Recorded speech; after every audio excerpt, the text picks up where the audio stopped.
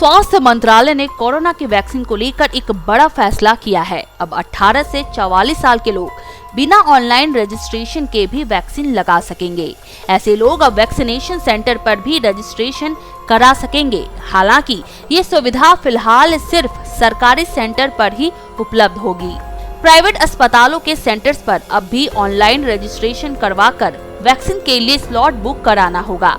बता दें कि सरकार ने 1 मई से 18 साल से लेकर 44 साल के लोगों को वैक्सीन लगाने का ऐलान किया था।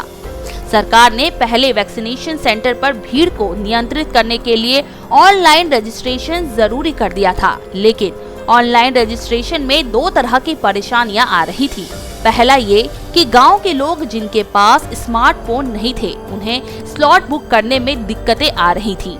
इसके अलावा कई राज्यों से ऐसी खबरें भी आ रही थी कि लोग स्लॉट बुक कराने के बाद भी वैक्सीनेशन के लिए सेंटर पर नहीं पहुंच पा रहे हैं। लिहाजा ऐसे हालात में वैक्सीन की बर्बादी हो रही थी, लेकिन अब बिना रजिस्ट्रेशन के पहुंचने वाले लोगों को बची हुई वैक्सीन लगाई जाएगी।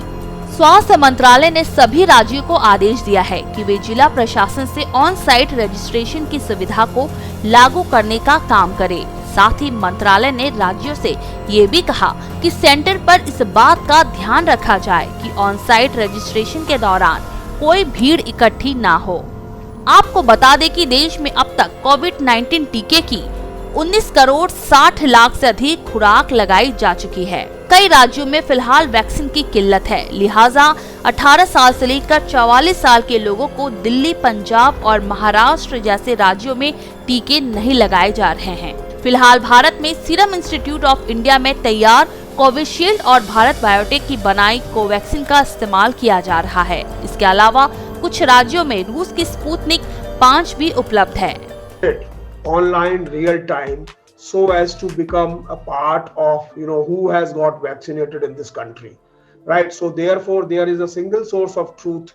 We know at every point in time as to which district, which state, how many people or what age group have been vaccinated or not. So that's the important part. And secondly, the certificate which is issued after vaccination, both temporary or provisional certificate after the first vaccination and then the final certificate after the second vaccination, that certificate is a digitally verifiable certificate which is very useful for people and people are finding it very useful.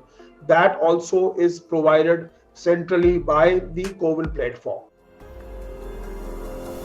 से राष्ट्र के लिए पूनम शॉ की report.